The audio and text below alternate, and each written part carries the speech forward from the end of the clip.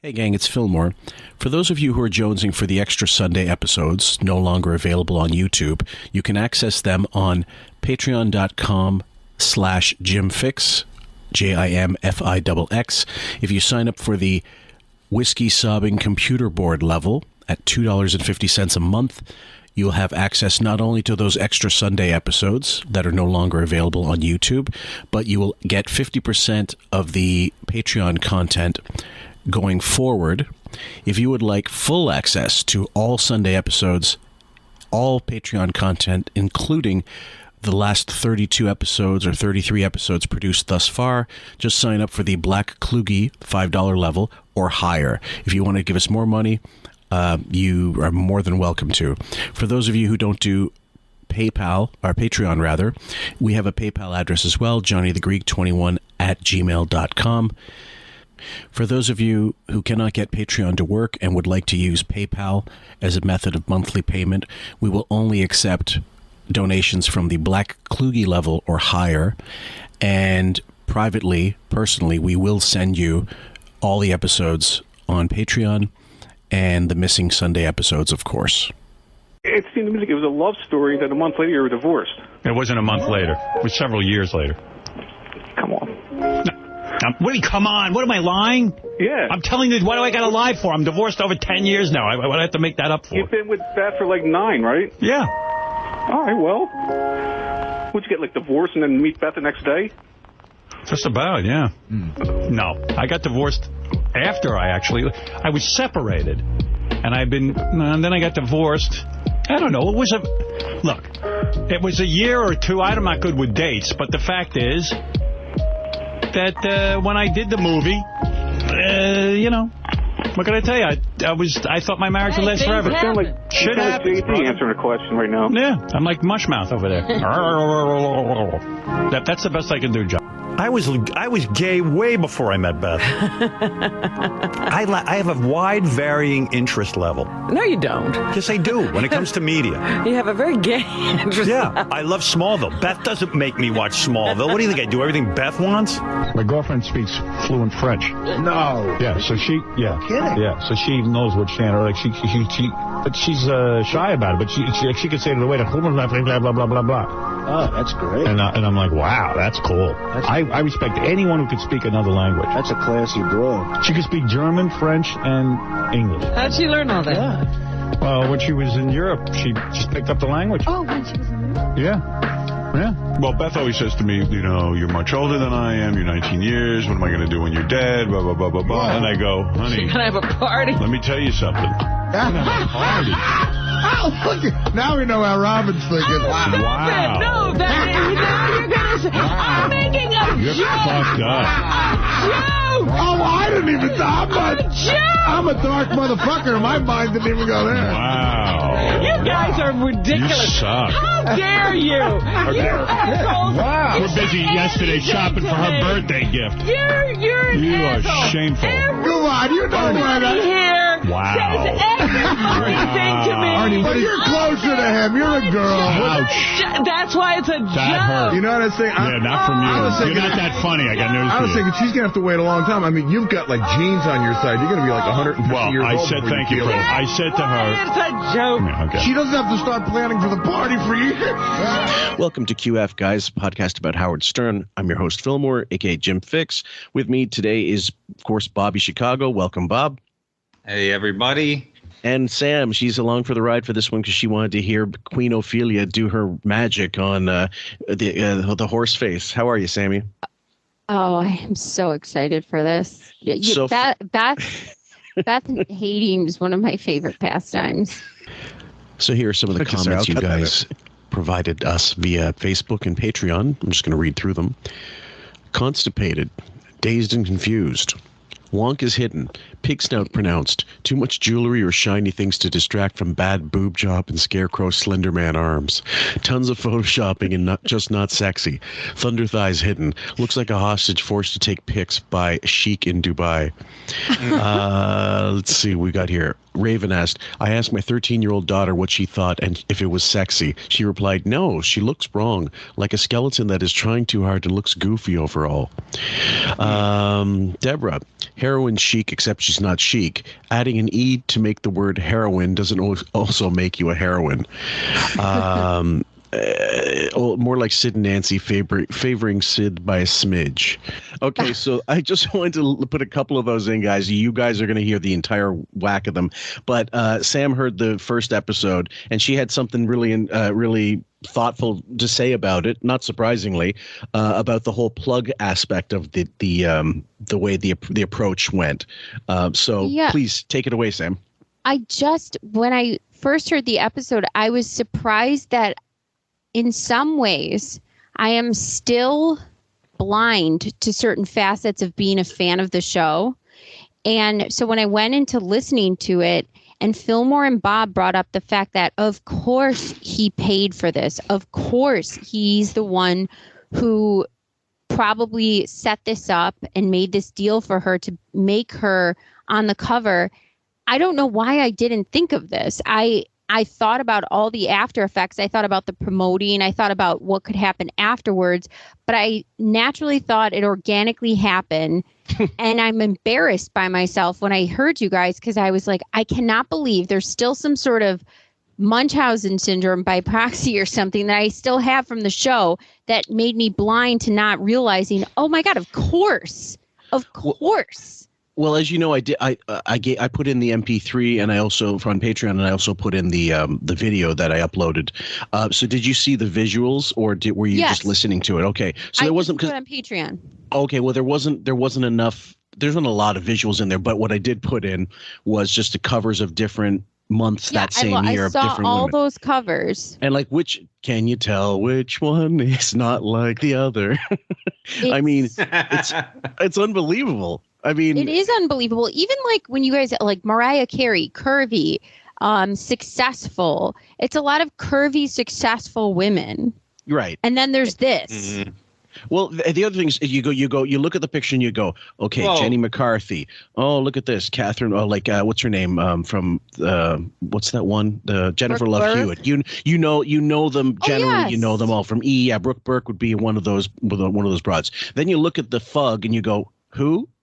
But in defense of what that back in 2004, what Jake Bronstein said, he said, oh, but they sell a lot of magazines with her on them because people are curious. But here's the thing. They're not curious so much of what she looks like because she's gross.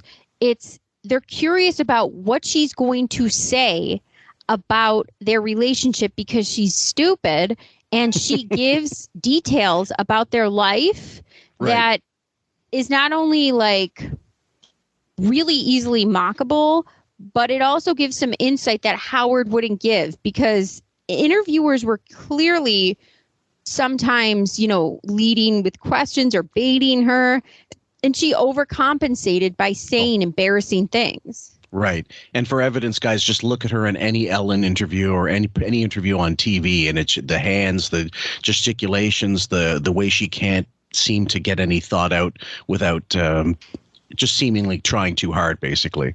So I don't think that she's sold because she's some hot broad like, Jennifer Love Hewitt back in the heyday. I think or successful for that matter.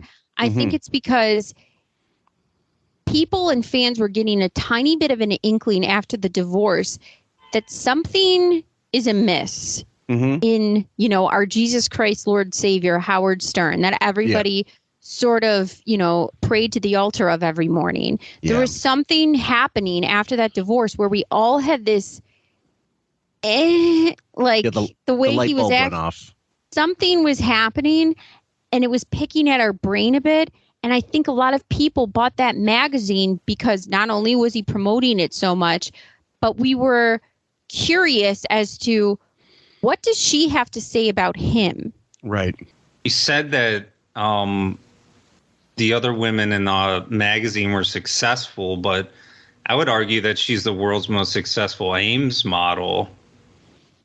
Yes. I found another one of those true crime magazine covers with her in it on the cover, and it's astoundingly awful. It's that magazine cover is like, every Dawson's Creek plot. Which one? Which one? My dentist raped me. True Self. Yeah. my joke bombed, but that cover needs to go up to make up for it. Just generally in the group, because that thing is special, man. Whatever that magazine. What was that thing called? It's called True Self. True Self. It just read like a WB bad show back in the day. It's like, hold on. Let me go. What back is in. Pacey? What is Pacey doing? True story, not true self. True story. I apologize. No, I was thinking about how much Howard loved Dawson's Creek. That magazine probably turned him on. He was probably so excited to read that magazine. He wanted to read My Dentist Raped Me. Of course, that's like, the teacher raped Pacey pretty much. The only way he would buy every copy off the stack if it said my dentist shit in my mouth and raped me. But I mean, that's a shoe-in. That's absolutely a shoe-in. I have another one here. I'm not going to bring it up. Oh, there it is. True story. I should have brought that one up. So, sex slave was forced to perform dirty favors. Oh. This is the My Dentist Raped Me. Sorry. Oh 10 ways to do it. Hit and run. I killed a little girl. These are all things that Howard. These are all fantasies of his. Yeah, exactly. Mother's Day. He wants Pretty Woman. Love. I slept with a teen virgin because he wouldn't cheat with my daughter. Who the fuck would even? Who would want their face on the cover of this magazine? It's honestly like a 4chan thread. Yeah, Snuff Magazine. Your face on the cover. Like, Christ. Okay, we got to go into this because it's going to take us forever. But so 8mm magazine with Beth on the cover of it. Yeah, 100%. So here we go with him trying to console Beth about the FHM criticism. So we're going to let these clips play out a little longer than we normally would. How'd you get it already? From the guys in E. Why do the guys in E sabotage my show? Dad, can I just wake up? What? Dad, I don't want to be on camera.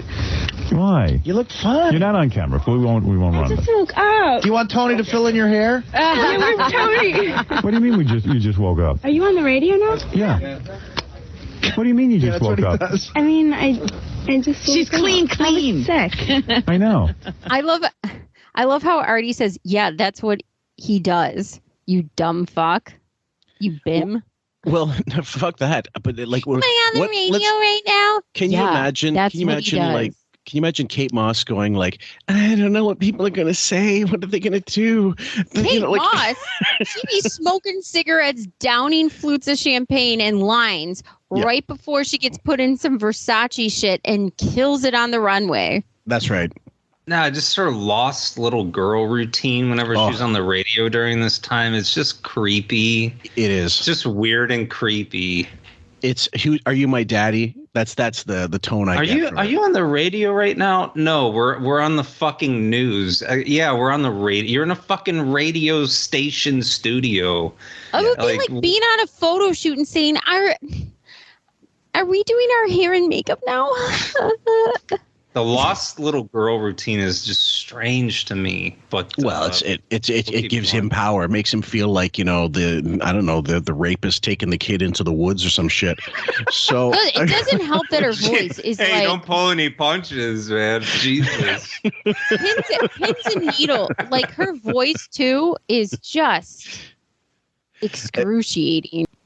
Look at the magazine? Let's see her look at the magazine. Did you look at the magazine? I just looked at the cover. I didn't look at the inside yet. Take a look. Let me see what you think. Take a look at the cover. Go ahead. Take a look. Oh, come over here then and take a look. Can I come over there? Yeah, take a look. I'm getting nervous. All right, let's see. I don't believe these guys put out this magazine and didn't contact didn't us. give us anything. Hi, sweetheart. All right, here you go. The cover's now I'm nice. not going to be able to see her. I wanted to see her look at The it. cover's nice, right? I liked it. This is goddamn. I liked it before it came out. She Like liked you it when she didn't was see it. photographing it. Yeah, exactly. Oh God, I'm still picturing it. Raven killed it. It's the movie Taken. The Shake is auctioning those girls. She looks like that, dude. It's so for real. true. Everybody, pull up that scene. Raven. Yeah, It's true, and they're in the yes. They're all doped up, barely able to Every one of stand. them Yeah. praying to get rescued.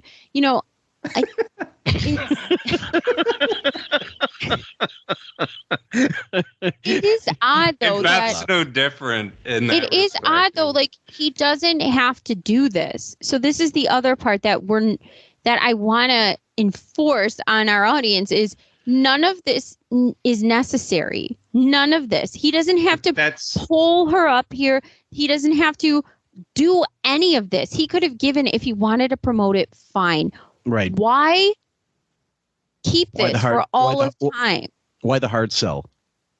And not only hard sell, why just what do you think honestly, it makes me think, what do you think in your head that you're getting by doing this to your audience? Because all it's doing is turning them off. Well, it would be stuff of this ilk to make people think less of her as time went on. And that's why she got the derision she eventually started to get, because she wasn't coming off nice, and he was forcing her down the throat. Like, look, Eva Longoria, sorry, not Eva Longoria, sorry, was Paula Portskova, or some of those fucking real supermodels is coming in to visit us. And we're supposed to go like, wow, listen, can I touch you? Oh my God. Like, in Double A, these fucking miscreant, these hobbits would come in and tell, oh God, she's the hottest thing ever. I'm cute. I love this. You can't look? There you are. Look how good you look. Oh, she's not looking at the picture. Really beautiful. Who is that? I don't know. It's another. She's beautiful, too. It's another broad in here. Those are the broads I have to beat it to. What? Your fiance or whatever, your girlfriend is in there, but you're going to beat it off to the other women in there? That makes no sense. That doesn't at all, unless he's trying to pile on. Yeah, and he knows he's got her against the ropes, and he's doing his little NPD mind tricks. Yeah, I don't quite get it. No, that's weird. I would not be thrilled with that as a girl. No. You wouldn't? Oh, no. You wouldn't want to hear your guy talking about how he jerked off to somebody else, while let me compliment you. Let me compliment you and then tell you that, but I beat off to all these other people. Lovely. Yeah, exactly. More enforcement, though, for the beard relationship. More enforcement, though, for the beard relationship of his huge, major horniness that he has. I guess, yeah. Like this, one woman isn't enough for me. I got to beat it to fucking Pamela Anderson as well. Ralph is nothing. I'm a huge, mega horny guy for all these, hot girls. Yeah. Yep. Look at me. Wait, okay. Where are you? You lost her. I know 145 she is. Hello. Yeah. All right, here we go. Let's see. I can't find the goddamn pictures. Look at later. 145. Yeah, we know she's around 145. 145. Hi, Beth. How you doing? Welcome back. Thank you. Yeah, from wherever you were. All right, here you go. There's one picture. That's the one that you liked, I think. Yep, there you are. What do you think? Nice picture, right? Oh, God. That looks like your boob hanging out. Oh, you're looking to check. All right, there's another picture. That's the one that we almost did for the cover, I think. Yeah, that's nice, right? It's okay. It looks different now in the magazine, doesn't it? Yeah, but it looks good. What do you think? Oh, you looks don't good. like this? That's terrible. I can't even see what she's looking at. Honey, Okay, you're going to hear more of this, guys, but I want to ask you right now, going into the audio, and you can make a decision later, but just for right now, keep it in your mind. Is she fishing for compliments because she's insecure? Yes. Or is she does she really think it's shitty? Or is she just really, or does she think it's great and she just wants people to make her feel better regardless? She's fishing for compliments. Is she looking at the cover or the inside when she's talking about this, or both? I think she's looking at the cover first because they're just like right now going through it, right? Well, she might think that's bad. Yeah.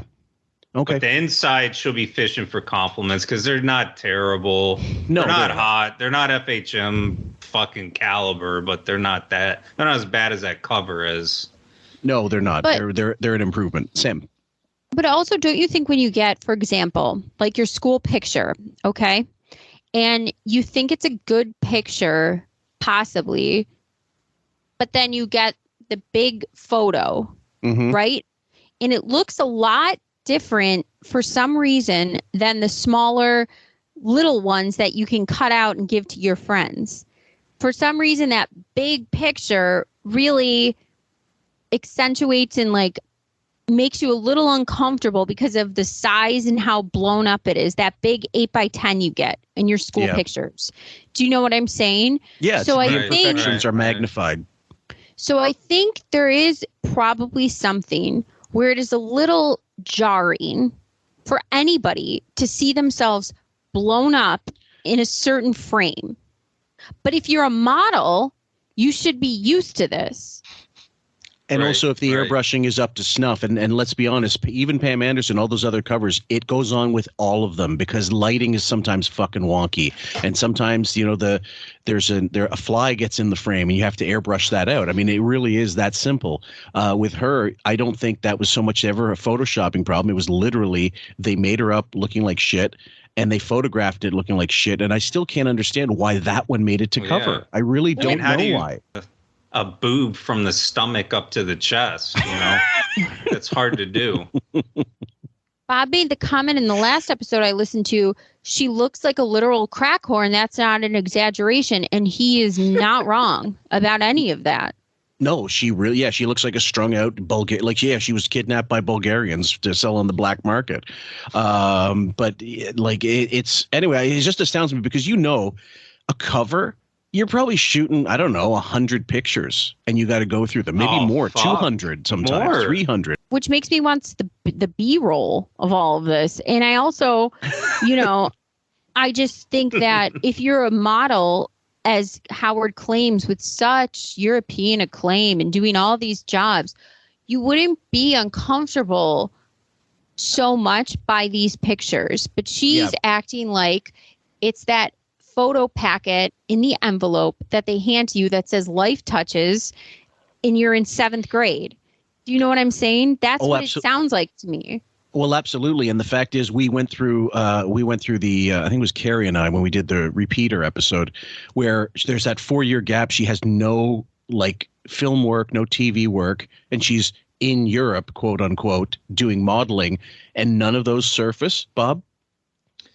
Oh, no. Well, what I was going to say, I know sometimes you throw out a Photoshop challenge. I challenged someone to Photoshop her breast on the cover to where a normal breast would be, which is about a foot above where it is on the cover. If someone can do that, I'd be impressed. It's such a bizarre place to put the boobs. That was definitely in the comments. I get people going, why is one boob at her torso and one is right at her hip? They're horrible. They're really awful. Was she in a car accident and it knocked it out of place? I don't know if she's in a car accident, but she certainly was in a train wreck, and it's called FHM. They didn't fix that. All right. There's no airbrushing. They needed to. No. What needed to be fixed? That's a nice picture. No good? Yeah. They're talking cryptic here. I right? know. We're not privy to the secret language going on. Right, really. That's a picture of you in a bikini. You look good. Okay, it's fine. Uh-oh. I'm going to go home now. Oh, no. Oh, come on, Beth. Oh, come on. Okay. Why, are you freaked out seeing yourself in a magazine? Yeah, it's really weird. I'm going to... Okay, so why? What you shouldn't be if you're a real model. So we already burst that fucking bubble to smithereens and poured acid all over it. The other thing is, let's be honest, guys. If she, she's not a model. She never was a model. All these Ames things. Sam. Again, true story. Yeah. Right. True story. You were already on the cover of the most demented, 4chan magazine I've ever seen. I mean, I'm probably surprised. Those people who made that magazine are probably the starters of that fucking website. I have no doubt. It's just insane to me that you were on covers of shit. Well, or hair. You know what she was too? She was a hair model. So they did hair. And when you go to get your haircut back in the 90s, especially, they would have books of haircuts and styles. They looked like yearbooks, and they had really nice covers, hard covers. Hard covers, yeah. My mother was a hairdresser, so I remember those books. Yes, and she was in those covers and in those prints of her with hairstyles. So hairstylists would do her hair and use her for those things. That is not Vogue. That is not Cosmo. That is not even Inquirer, for Christ's sake. No, it isn't. I didn't even know she was in one of those. Sam's right. Sam's right there. I've seen the one photo. It does look like absolutely like one of those glam photos. She was. Yeah, it's true. I haven't seen it in a long time, but it's probably been 5 years, but I do remember seeing it. And it's a headshot specifically for something like that. These are like the worst modeling credentials I've ever heard, man. Yeah. True story. My dentist raped me. Hair fucking catalog. These are real bad credentials, man. It's the equivalent of King Norris trying to open up for the Stones. You know, like there's no reason for her to be there except if she was paid. They were paid to put her on the fucking magazine. Yep. Like I know people who did modeling in high school somewhat, and they got things locally where they would be like on a poster or a billboard, something for like a gym or a hair salon or a new boutique. But it was local. It was strictly local. It was strictly local. Maybe one person kind of made it a little bit more than that. Yeah. But then I think she just started escorting. No offense, because it was better money. Somehow she just managed to like live her life not having any more jobs and is rich, but like nobody knows how.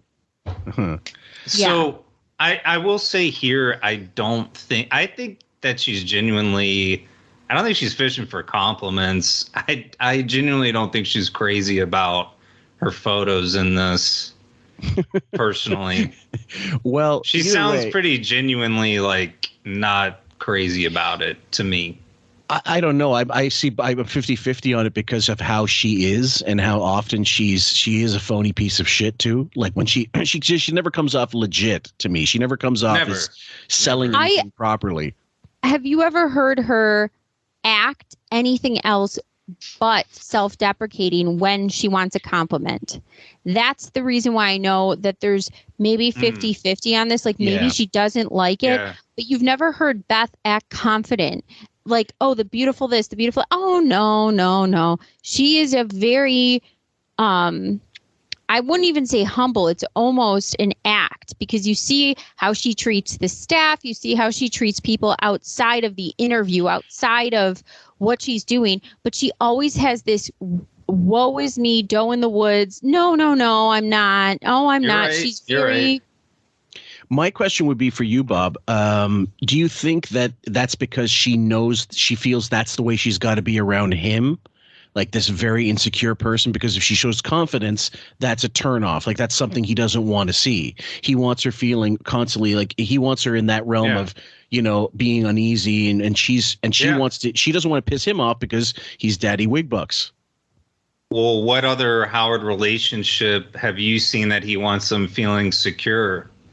Well, that's how they operate. They want everybody on a slippery slope. Right. That's why I'm a little 50-50 on it, because if she was, let's say she had approval and she let these things go through, that would presume she was fine with all of them. And the reason why she's acting like this, I think maybe the reason why she's acting like this is because she doesn't want to act like, yeah, that's me. I'm hot. Deal with it. It's not easy being beautiful, guys. I think you're right. That's a great point, because look at how it ended up with Angie. He was trying out beards, like he and Robin Givens, and those women have confidence. They have the, swagger. They have the swagger for days, beauty for days, but they know it. And, what is it? What's the quote?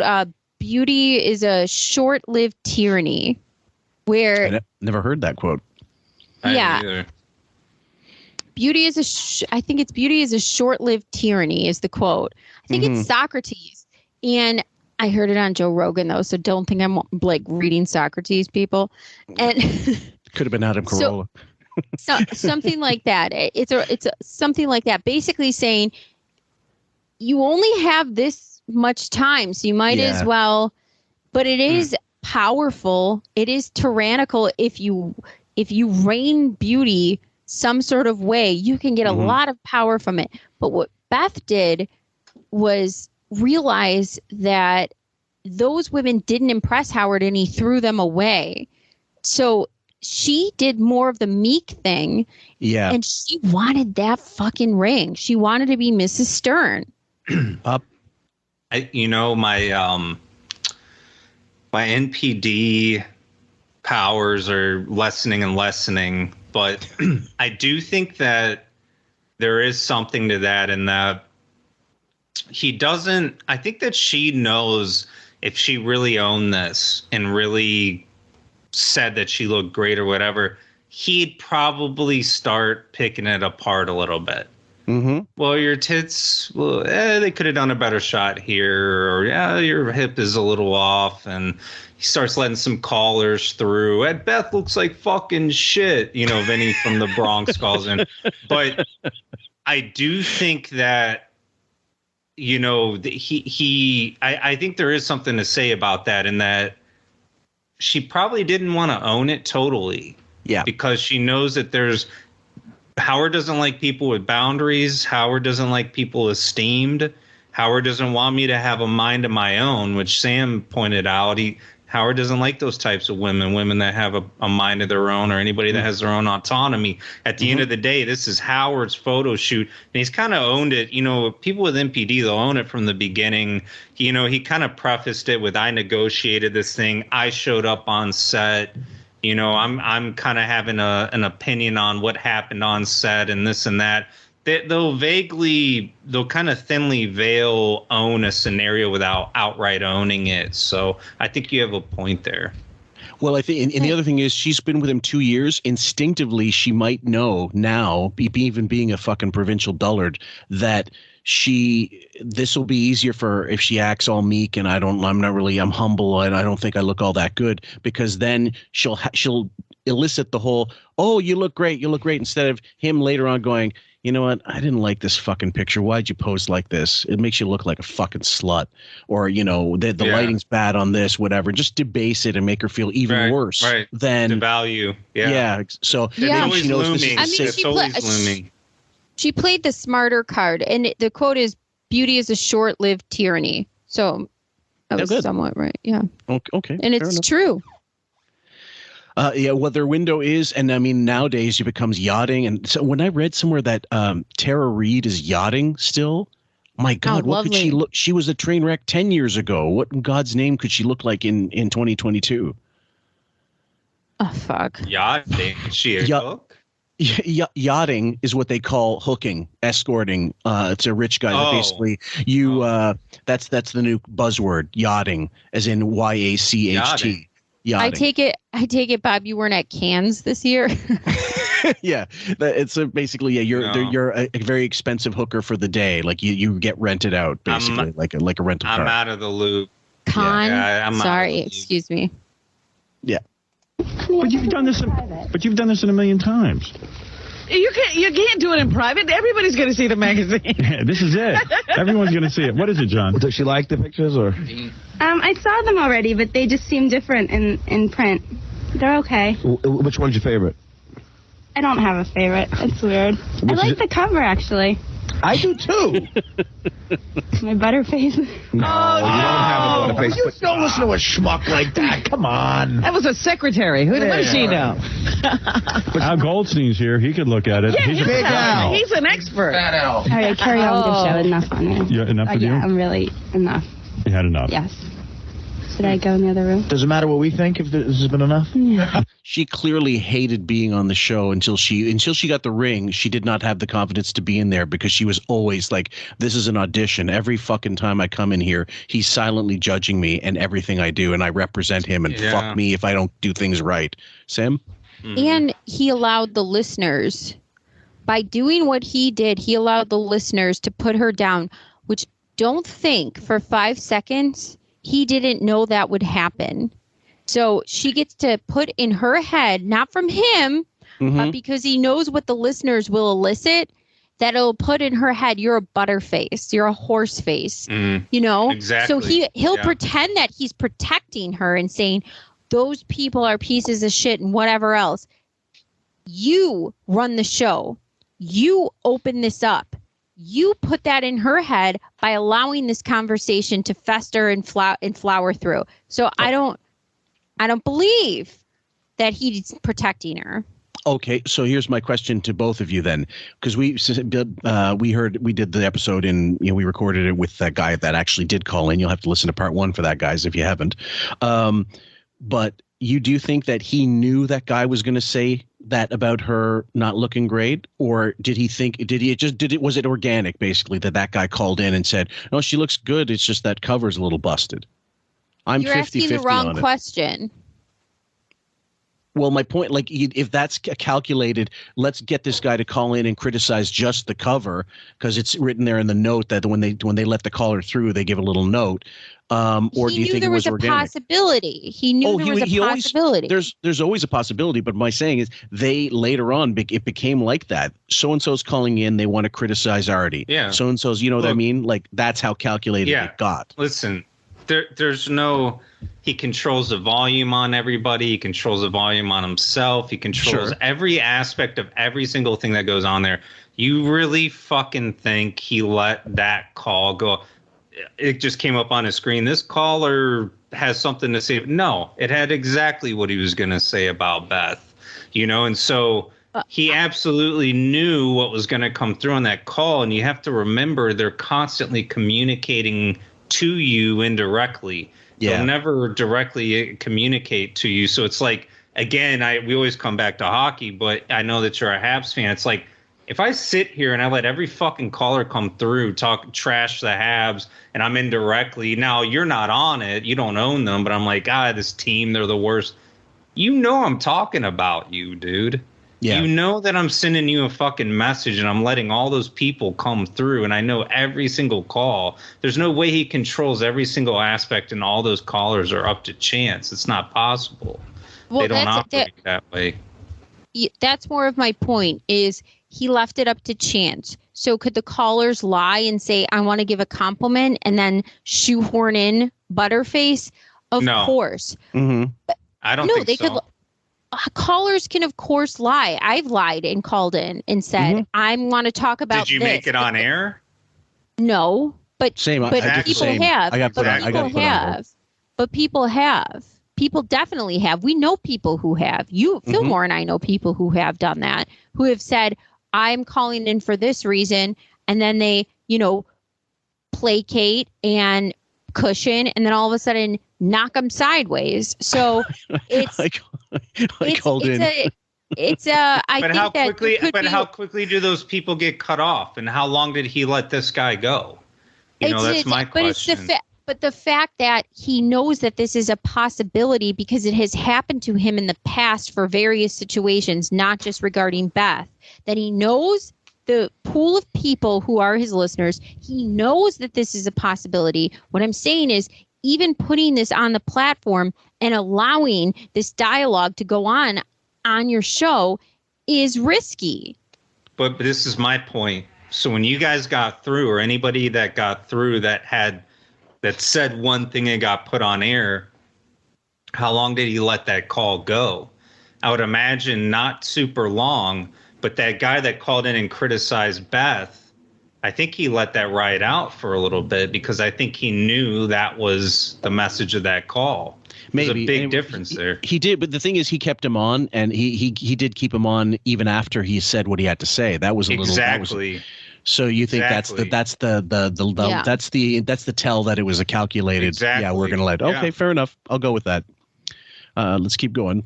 We don't think it's enough. We're having a good time. You seem upset. Yeah, I kind of am. Why? It's just upsetting. Are you going to be upset? Kind of. Why? Oh, no, I'm don't, just Beth. very shy right now. Oh, dear. Honey, what? You look great. Look at you She can't even look. She wants to turn the magazine over. This is fun to dear. watch. Look at these two sweet kids. I think you should be proud of the magazine. They called it puppy love. I think you should be proud. John's breaking out in a rash. Don't you think you should be proud? Oh, my goodness. Is she going to be all right? She's fine. She's just overwhelmed seeing them. I'm excited. See now? I mean, look how cute she is now. She's hiding behind his hair. You can't even see her. Beth, would it help? Yeah, keep in mind, guys, John is still there, but he's about to be off the show. This is so he's a couple of years away from leaving the show, but he was perfect in this. And later on, you'll understand why I clipped this. So are you guys as uncomfortable listening to this as I am? Because it does seem like she's there. He's allowing, you're right, Sam. He's allowing this to go way further than it has to be. And she probably didn't want to come on to begin with. This is very... cringe. This is why we don't like her. But you don't feel sorry for her in the slightest. No, because she knows what this was. She knew what she was gaming, and she said yes. You could say no. Yeah. You don't have to be Howard Stern's wife. You don't love him. Who the fuck would love that? I agree with Sam 100%.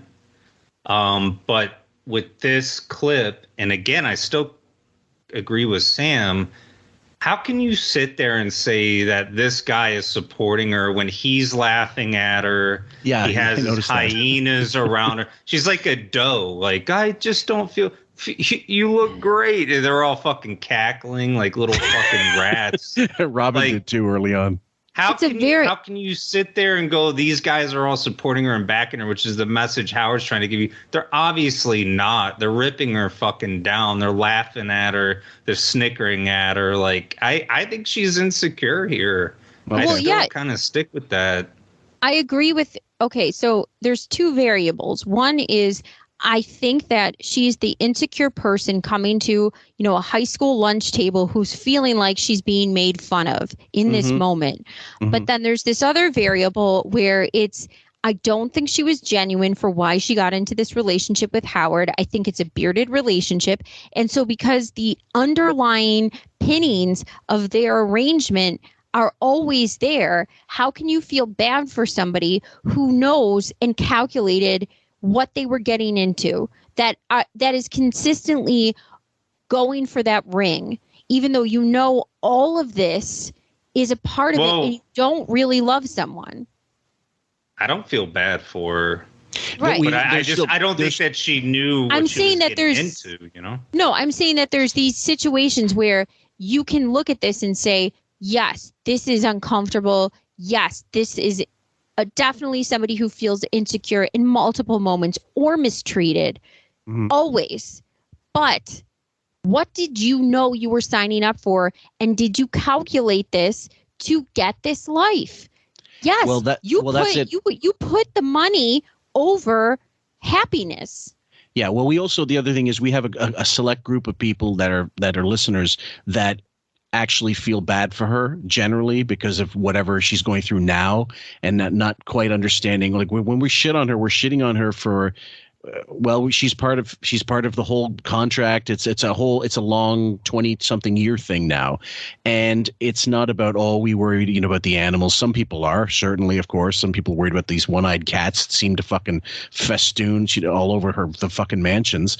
But it's more about people getting fed up with the whole ball of wax that's bullshit, and then understanding what Sam has said, that it was her intention to get her hooks in by hook or crook into being Mrs. Stern. And so after that, you're right, like there is no innocence left. Like you can't go, she didn't know. Now she knows and she's in it, so she can get out, she can get divorced, for whatever reason, they can make up one, they can split. She doesn't want to do it, so fuck her too. That's the way I'm coming from. You can isolate all of these situations like this one and say exactly what Bob said, and definitely hear the insecurity come across. Definitely feel the mean girl school lunch table coming across on the other end. You can feel and hear that, and I think it's genuine.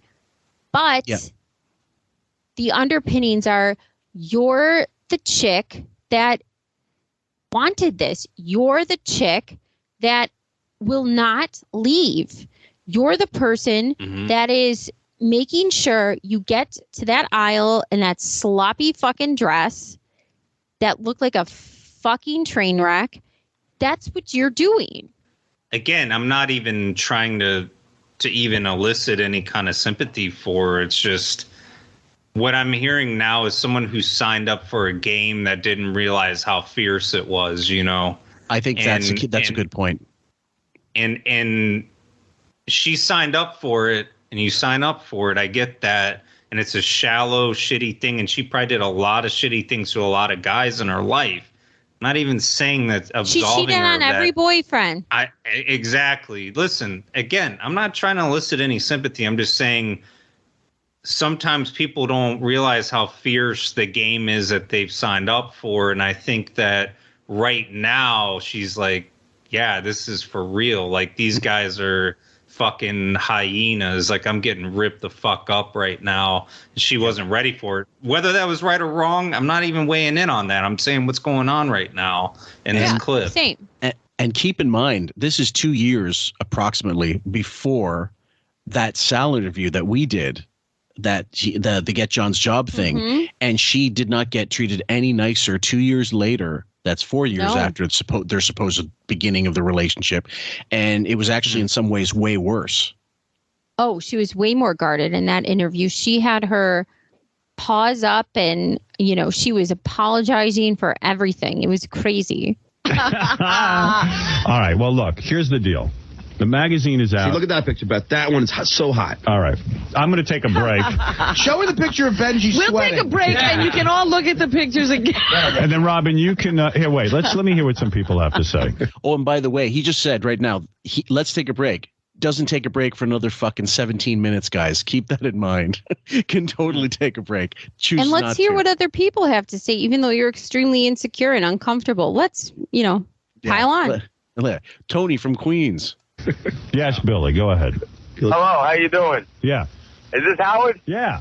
Hey, Howard Stern. This is Billy down in Fort Lauderdale, man. Yeah. I miss you guys up there.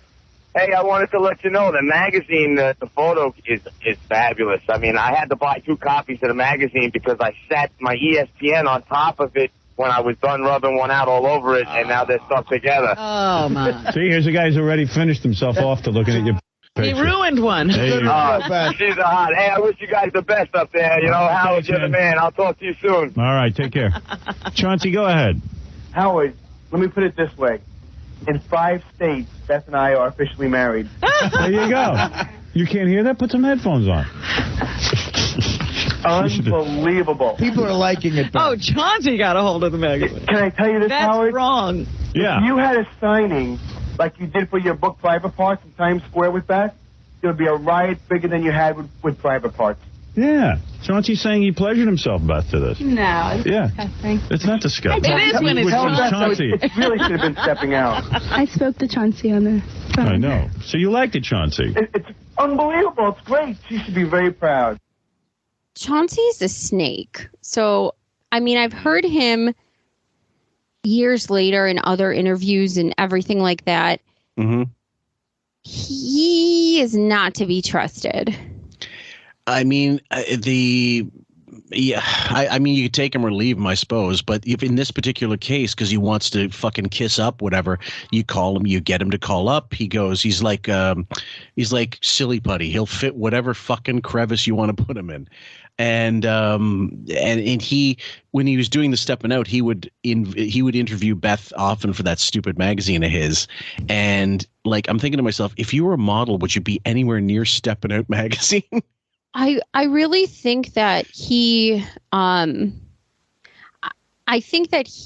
he positioned himself in a way that he really wanted to be in the friend zone with Beth, like a BFF. Like, I know Howard doesn't like to go out to things, but I'm a social climbing party promoter to the extreme, media promoter to the extreme. So I think he really tried to get in the good graces with Beth, which he did. Yeah. And I just don't, trust Chauncey. And Chauncey, you had no problem just because it was Howard's girlfriend. No, it makes it all the better. Oh. Chauncey's giving you 2 sticky thumbs up. Hey, Beth, you understand the only complaint the guy had was that in the front cover, they just think that you had too much makeup on. That's not your fault. No. Look at your bod. The cover is great. Oh, well, it looks like too much makeup because Beth has what you call hooded eyes. You have to do makeup in a certain way where it makes it look like you have a bigger eye than you do. And the one thing you do not do is do makeup the way that was put on her. That is for a makeup. That makeup was put on her like somebody who has eyelids, not hooded eyes. She so looked like a raccoon. Screwed up. Yeah. Bob? But what the fuck are these compliments anyways? Like, some random guy called from Florida, said he came on one of the covers, and then this other guy is like ranting and raving. Like, is there a very charmed, like, you know what I mean, reviews of it? Like, well, I wouldn't feel that great about it if I was a model and some guy from Florida was like, oh, yeah, I had to get a second copy because I came all over the first one. And then the next guy's like, oh, yeah, I'm going to marry you in all 5 states. Like, bro, she's not that hot, man. Like, again, like, let just someone be real in this whole thing.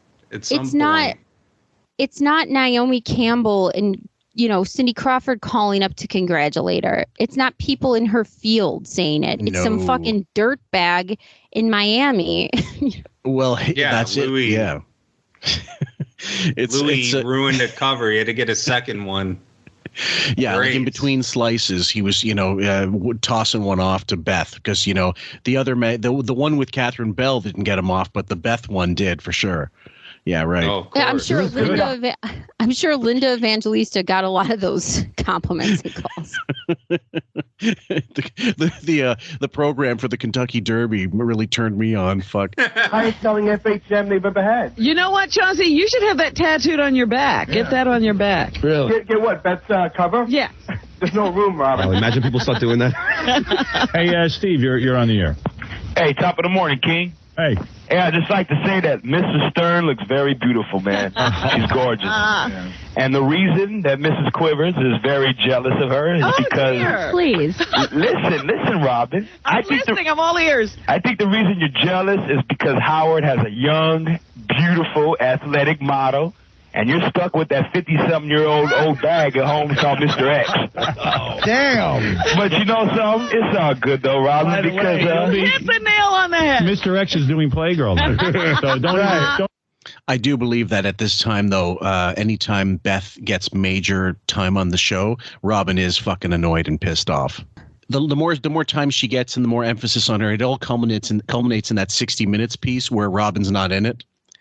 And she starts to resent it because also the whole Allison thing and, like Robin has no loyalty to anybody but Howard anyway. But begrudgingly now that all of a sudden this person's becoming more important and she's as a result less important to Howard. Well, if we're going to go QF conspiratorial, I think it's because she knows the truth about Howard. And oh, sure. This is bothering her. The whole I'm straight narrative. Like we're like, okay, I wanted to, help you out to a point, but now that this is dominating our show. Yeah. Yeah, I think that's part of it. I don't think she feels threatened at all. Oh, not threatened. She knows the whole thing's a joke. Just irritated, like that. Just irritated the fact that she's being crowbarred into the show. Yes. Yeah, more like that. Not so much I'm being replaced, but like my time's being usurped by this fucking person every now and then. I'll tell you one thing I don't buy that all the people call in. You're secretly attracted to Howard. She knows Howard is about as beta male as a fucking cum. She has no attraction to this guy. No, she knows that he is a complete psychopath. She has no secret attraction to this dude. I want to dispel that right now. They're not even. Yeah, that's a made up thing. Yeah. Yeah, she dated Jim Florentine, who I've hung out with multiple times. That is as alpha male as you can get. Like, he's a guy's guy. He has, Yeah. No, he is nothing like Howard. So if that's what she's attracted to, the kind of guy who's like, I like what I like. And what do you notice in that relationship? Robin went over to do things that he liked, goes to rock shows, wears rock T-shirts. Yeah. She was doing all that shit, going to family parties in Jersey. You mean she's into she's into guys that don't? You mean she's into guys that don't have other guys pick out their underwear for them? Yeah, when Robin dates Nosferatu, then maybe someone will have a fucking point. But until then, I don't buy it at all. There's no secret love there. No, she's not attracted to him at all.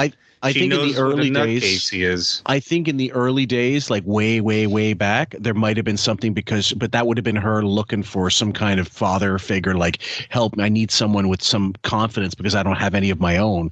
Because she seems to acquiesce towards anybody, any of those alpha type females, for example, that have their own shows. She's intimidated by them. The Oprahs, the Wendy Williamses, and I think it's the same with men. When Mr. X came into the picture, he was the one wearing the fucking pants in that relationship. Oh yeah. So she's ready. She talks a game, a bad game, to be honest. And when she, is found out, you can see all this shit.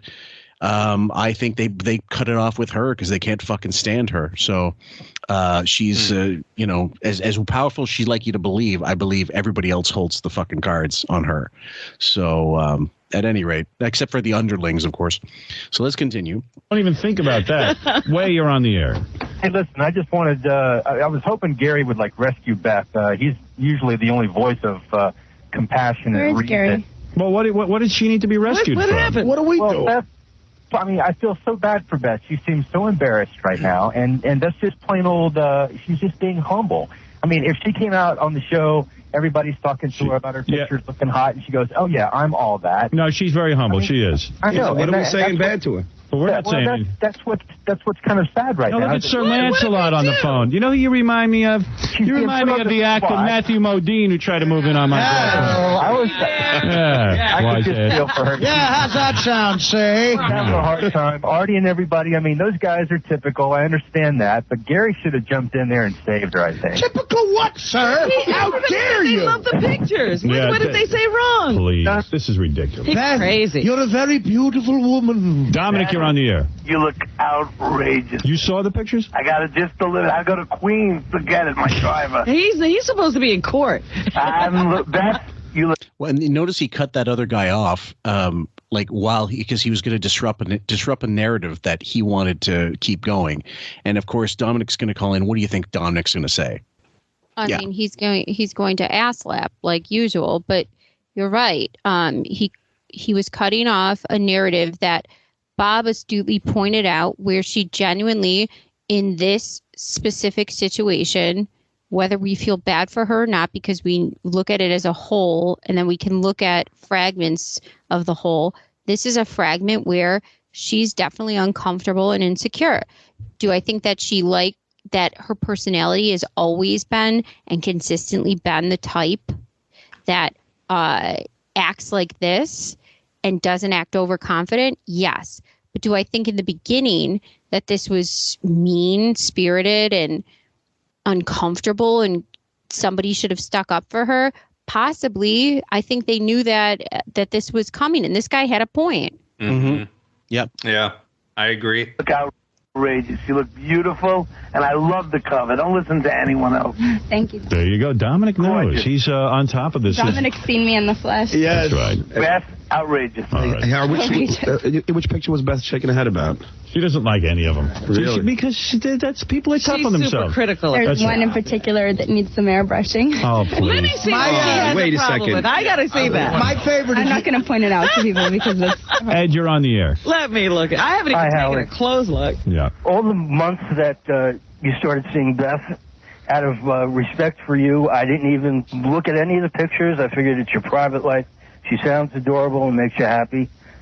But in 5 minutes, I'm going to go buy that magazine. Right. And then you're Why going to not? have a good These time, guys, aren't you? These guys from FHM are... they got to be thrilled. I mean, that's going to be the biggest selling magazine ever. Everybody wants to see what the hell I'm dating. Oh, man. But see what he just did, though? Everybody wants to see what the hell I'm dating, Yep. which means nobody specifically wants to see you, sweetheart. Mm-hmm. Yeah, Yeah. language is important. It's all about him. NPD. Oh, Yeah. man, NPD people, language, they're like fucking lawyers, man. And sorry, Bob. I'm a big person that believes, everybody needs evidence. I get that, and I'm one of those people. But I'm a big person that believes in if there's smoke, there's fire. And I seriously doubt that if J-Lo did this cover or Selma Hayek or any of these women during this time, like, do you really need people to call in to reinforce this? That's like, kind of the point. Obviously, it's not that hot if all these people need to call in and go, man, you look unbelievable. If J-Lo does that cover in 2002 or whenever, or Selma Hayek, you're like, nothing needs to be said. It's obviously hot as fuck. But, like, I find it funny when people tell on themselves through needing to reinforce this whole area where it's like, obviously, if all these people are calling in, there might be some discrepancy about it overall, you know? I spoke about this with Deborah ages ago. I can't remember the episode, but it was quite a while ago. And she said something along the lines of, he couldn't deal with and you brought it up as well this episode, Sam. She couldn't deal with someone who is assured and self-assured like Robin Givens, because she knows who she is. She knows how hot she is. With popping out a kid or two didn't change a fucking thing. She's still a fucking smoke show. Angie Everhart, okay, she goes dating. She ends up marrying Joe Pesci or having kids with him. Whatever, fine. Whatever. He's a powerful guy in the business. Whatever, fine. But Howard couldn't take someone of that, because he would be looking at like, I shouldn't be with this person. And then he says the same thing about Beth. I never buy it. When he says it about these other women that are super hot, I believe him when he says that. But when he says about Beth, and she has the attitude of, I'm not that, I'm really not that. He needs that. And I don't know how much of it is manufactured and how much of it is, no, she really is like that. She has that. And he's made her even worse as a result of his NPD, that she has to be like that. He needs it that way. She has to be that starving, whatever. And in lieu of, in light of that comment where he used to say, oh, I can't, those girls like Nikki Hilton and Paris Hilton, they wouldn't go for a guy like me because they don't need my money. That was the most telling thing he ever said. No, he said those kids. Remember, he did say kids. He said kids would never young need girls, me, which is really creeps me out. But anyways, go ahead, Sam. Yeah. Well, you look at this in parallel with somebody like, for example, Alec and Hilaria Baldwin, who are in a similar situation. And again, he thought he was gonna get some young yogi Spanish baby who needed his money to do his bidding. And even before that, he was shopping around marital contracts to supposed women. One of them ended up being a stalker. She presented the evidence about how he presented a contract to her, Genevieve, whatever her last name is. Yeah, he presented a contract to her and said, I'll give you an apartment. I'll buy you clothes. I'll do this and that. We get married. You have some kids. Change my image. Blah, blah, blah. That didn't work out. He thought he met, she's French or French Canadian. And then he met Hilaria. So he thought, okay, I can control this narrative. I can mold this person to what I want her to be. And so he projected that image. He didn't know that she was a little bit more, he couldn't control that. He did not know she was as insane as she was. He did not realize that he couldn't control so much of it, because when she got a little bit of fame, like from a book or from her yoga shit or her interviewing shit, because she also did extra interviews, he didn't realize that she was going to take it so far. And I think Beth was the perfect person for Howard, because he could reel it in. Once she got too far out into going out, into doing things, he could reel that fucker back in. Yeah. Well, the Baldwin thing was once he sussed her out, when he did, I'm sure he did eventually suss her out, he was too far in. He couldn't lose face by kicking her to the curb after building her up as much as he did. Howard's in a similar position, unless he does it quietly, really quietly. The Hilaria Baldwin thing, now it's impossible for that thing to be quiet. Bob. Okay, so I know we're kind of leading into the FHM article, but I do want to say something before we get into it. When Howard met Beth, according to that complete fantasy of an article, they do talk about how that day Howard had her come back to his place. And the way that he describes it is, I don't miss an opportunity.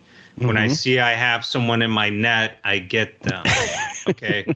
So this is coming back to exactly what you're saying, in that these people are predatorial. So they recognize when somebody has a boundary or an esteem or something. He very quickly recognized that she had neither of them, and he pounced on it very fast. And I'll say something to any female listening now, or anyone who has a niece or daughter or anything like that. One thing I have consistently seen with abusive men time and time and time again is they will try to, quote unquote, reel women in. They will try to get them to move in with them very rapidly. They will try to get them to have serious relationships with them very rapidly. They will start to date them very rapidly, meaning they don't wait a week or two. They don't wait for another date. They're on it right away. They will have you come over the next day. They will talk about you moving in within a week or two. They want you moved in. They want to set all these basically traps so that they can control you. The quicker that they can control you, the quicker that they can overwhelm you, and you really don't know what happens. So one of the interesting things, what we'll move on to in the FHM article, is how quickly Howard had her come over the next day and how quickly things escalated from there. And that's something that I've really seen with abusive people, particularly men, is they really move very quick. Meaning even the next day they want you to come over and spend the day with them. So that's something I wanted to say. That's if you believe the story they put forth, that, she was, was this time, whatever. Meanwhile, there's the whole narrative that they met years before, and this night never happened. But the premise you're talking about still applies in terms of needing that person to be exactly what he needs them to be in order to propagate A, the lie, and B, facilitate his own NPD. Yeah, a predator will recognize this very quickly. A predator, one of the things, I can't remember if it was Jeffrey Dahmer or someone like that. They said, and I'm being dead serious, because this is how serious someone who's subjected to NPD abuse is. They said, how did you pick your victims? And he said, I pick my victims by the crook of their neck, meaning the way that I watched her walk around, the way that he watched her carry herself. Howard recognizes this in Beth and recognizes what she is, which is why he so quickly jumped on this scenario. And some people might think this is a stretch comparing him to a serial killer, but it's not at all. These people recognize breaks and boundaries. They recognize breaks in esteem. They recognize where they can exploit and not exploit. And Howard saw she has nothing going on for her. She has no autonomy. I can take advantage of this, and I can get her to owe me, which is essentially the scenario that she's in now to this day. So, and unlike most famous people, he has the platform to narrate the entire situation. So whatever he says, you believe because you're a fan.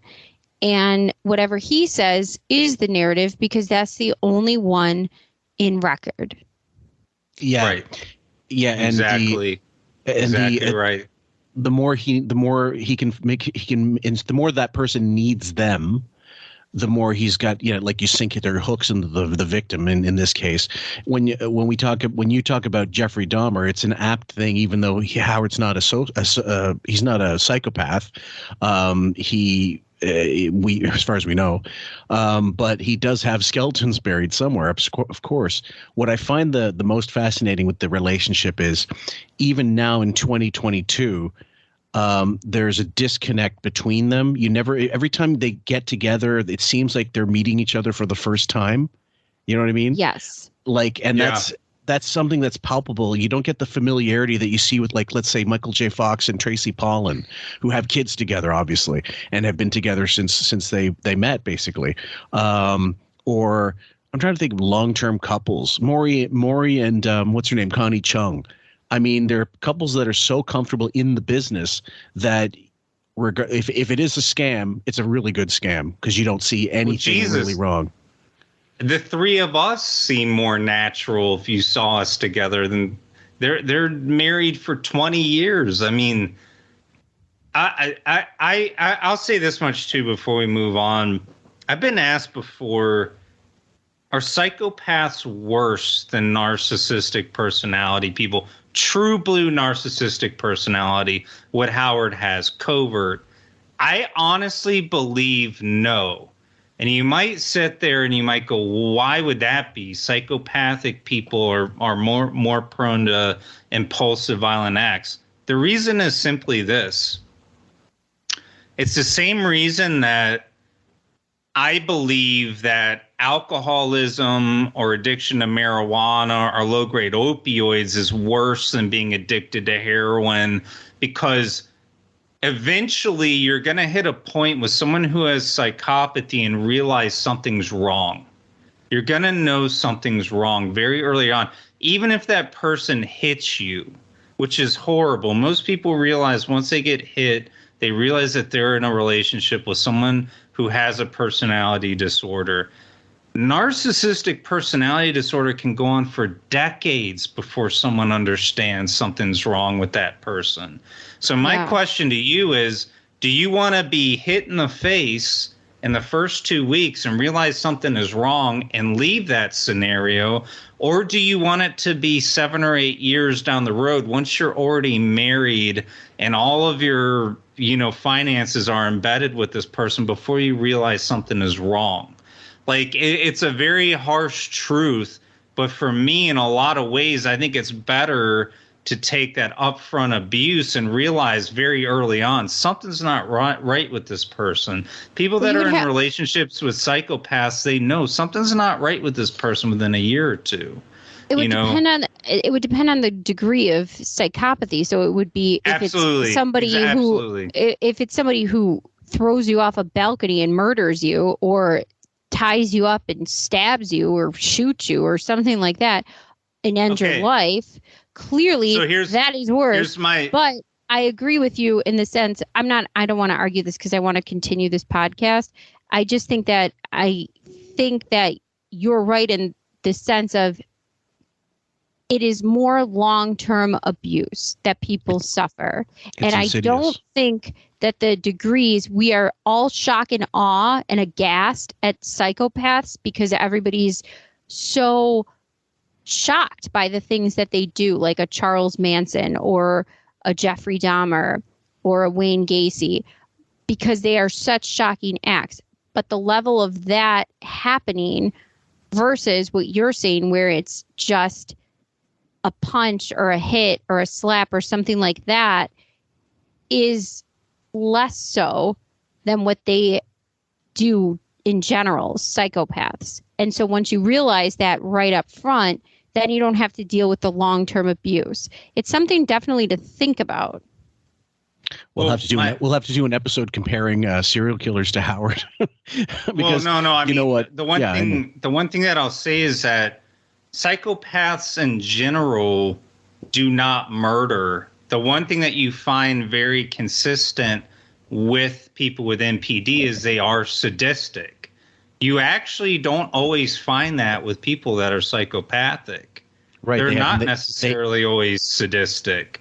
No. They just have a void of fear, so they can, disarm bombs, drive fucking tanks, go into war, things like that. But people with NPD universally are sadistic. Yeah. So I'm saying it's in a lot of ways, that's my point. But there's definitely two sides to the argument. It's just, I feel that, it's pretty severe dealing with these people. So anyways, we'll keep going.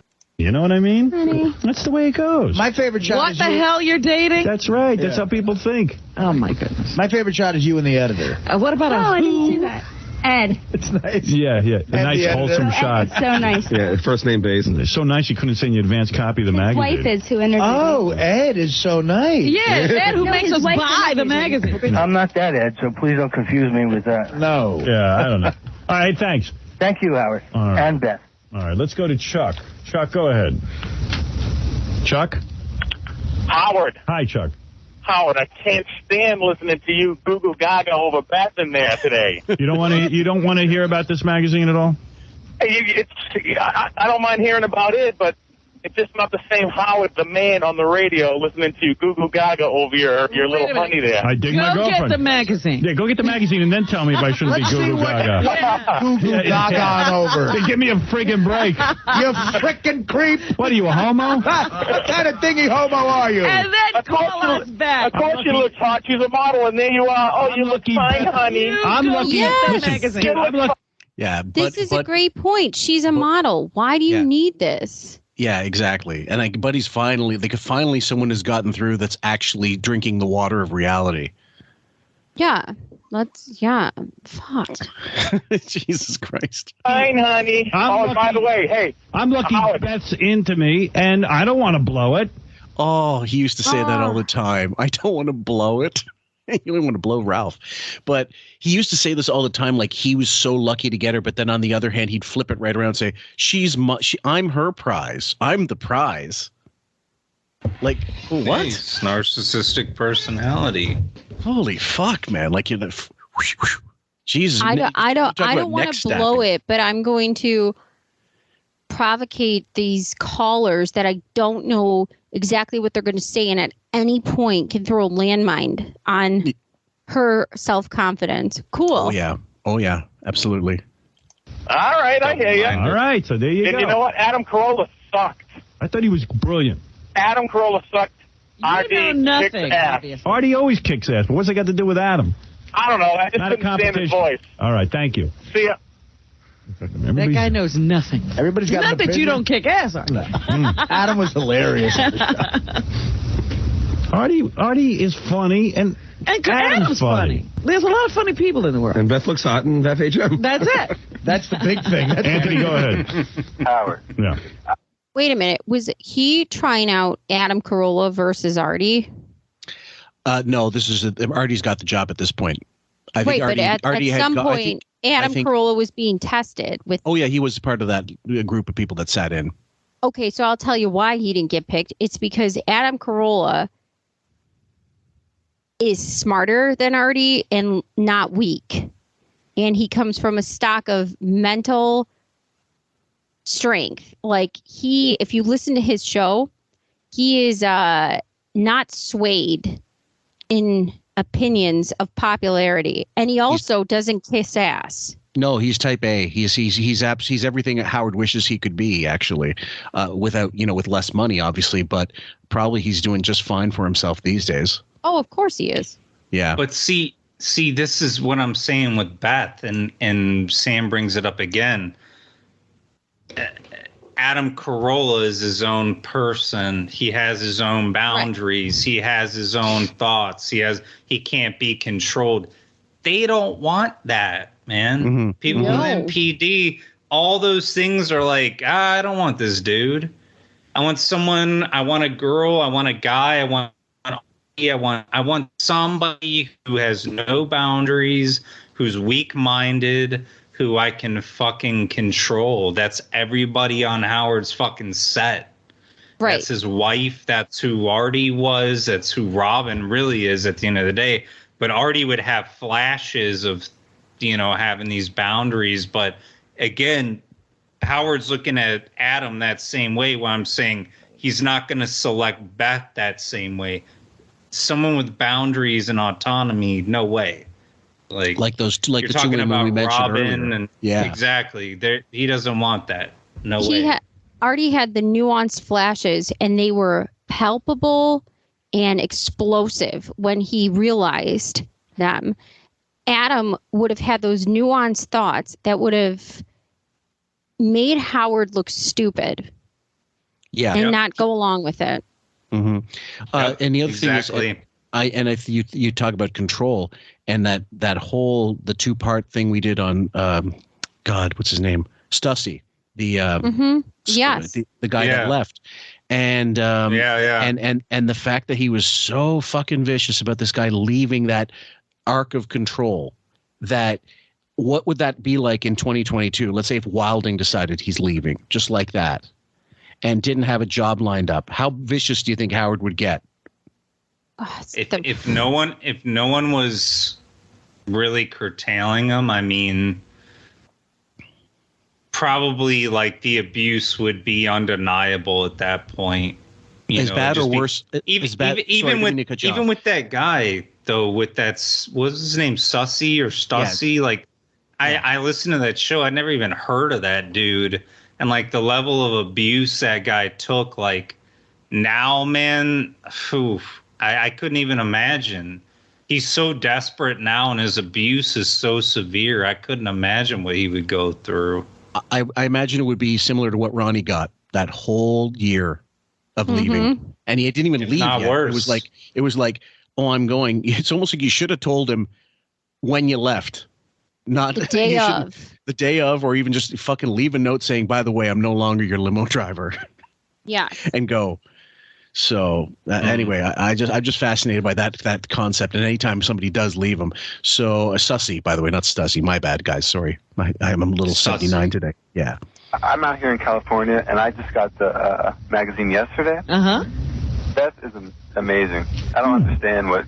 Why are you the last one to get the magazine? Wait, you don't understand what she's doing with me? No, not at all. See, he doesn't understand why she's upset. I think you're the man. I mean, he doesn't understand why you're upset.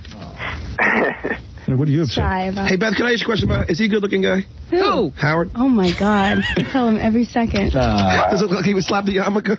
Oh my God, John, how dare you? What did I say to you this morning? What did you say? I forget. This is how beautiful you are. Love them laughing about it. Oh. How beautiful you are. John might be a wet brain piece of shit these days, but at least at that time he was able to fucking throw a little curveball in the mix sometimes. Jesus God, I miss that. Shut up, John. Stupid ass. He said you were magnificent. Thank you, baby. I told no. Listen, God, John, you were slapped with an ugly stick. Wait, I believe that she really does think he's the hottest guy. This woman. Why do you snicker like that? This woman turns me on like no other. What did I tell you last night, baby? I can't say that on the radio. That's right. Did I talk dirty last night? No, you fell asleep. Remember? All right, but it worked. Oh, okay. God, that narrative, it fucking crumbles like a house of cards with the slightest push. Did I give you a bang o'clock? No, you were blowing Ralph. Oh shit, sorry, wrong day. You were sleeping, you fucking retirement home fucking loser. You knocked out after a drumstick at dinner. You were done. You fell asleep. Drumstick? Oh yeah, he doesn't in his sleep. Eat. Yeah, no, of course not. Oh, it could have been the ice cream drumstick. Do you guys get that in the States? The drumstick? Of course. I used to love those. Yeah. Oh, me too. God, I miss them. God, can't get them over here. I was talking dirty. That's right. Hey, Beth, who's better looking, Brad Pitt or Howard? Howard. She knows who's better looking. She's in love, man. John, you were slapped a blubber stick. I was talking about this with Raven, how he always used to use. He still uses the Brad Pitt. I don't know if he has it so much anymore, but he goes, "That guy's hot. That guy's like as hot as Brad Pitt." I keep waiting for him to go even older and go like, "Man, that guy's hotter than Methuselah."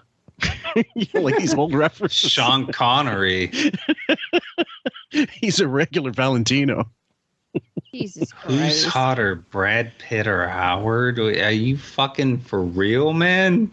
Right. I'm not even gay. I know that. I know that fucking Brad Pitt's a goddamn. You're like in high school picking Marilyn Manson over Justin Timberlake. Get out of here. John was slapped the Xanax. See, she thinks I'm handsome too. Thank you, Beth. Well, that's why she thinks I'm handsome. Thank God she thinks I'm handsome. Thank God for that girl. All right, one last call, Pat. Go ahead. She's a saint. Yes. Yes. Hi, Pat. How you doing? Right. Just got the magazine cover is absolutely beautiful. I don't know what you guys are talking about. Look at this magazine flying off the stand. Honey, look at your body on the cover of that. Nice little panties. And what is that shirt all unbuttoned with your boobs hanging out? And you know what? Beth, we all have to thank. And by the way, guys, I don't know what that was beeped out. It was something she said, but I couldn't make it out based on how she was mumbling into the mic. So if you guys want to replay it and let us know what you think it was said or bleeped out, please do in the comments. Thank you. Thank you, too, for keeping Howard happy. Exactly. I mean, what, don't I deserve some happiness? Absolutely. 2 years Beth and I know each other. You're the best, man. Thank you. Her privates look really good, too. Oh, no, I'm saying in the cover, there's no moose knuckle or anything. There's no moose knuckle. Moose knuckle. I haven't heard that in ages. So imagine like a regular model, like again, like a Kate Moss. Imagine a Christy Turlington listening to this. Right. Any one of these. There was the 5 of them, right? The 5. Oh yeah, and then they had the Trinity. It was all the George Michael models who are like supermodel. You know, Herb Rich shot him and everything. Yes. In the black and white, just gorgeous. Oh, there's that one. I can't remember her last name. Tatiana. She was in that movie Rising Sun. She was just fucking unstoppable, like just stunning fucking woman. They all were, obviously, but they had 5 and those favorites. girls were not asking for callers. They were saying, I'm not getting out of bed for less than $10,000 a day. God. Yeah, pretty much. They knew what they were worth. They didn't need to go on Vogue for plugs. The Brazilian girls from like Victoria's Secret during this time, Adriana Lima, yeah. Jesus, they're not fishing for compliments from these fucking losers. Yeah, you which think is Giselle, what these guys are. Hey, Giselle. Adriana Lima. Frank from Staten Island wants to tell you what your cover looks like. Yeah. Joey from Long Island wants to tell you he bought 3 magazines so he could jerk off Monday, Tuesday, and Wednesday. Jimmy from Virginia Beach came all over the cover. The door guy from Joe's Pub wants to. Joe's Pub. No. Frank from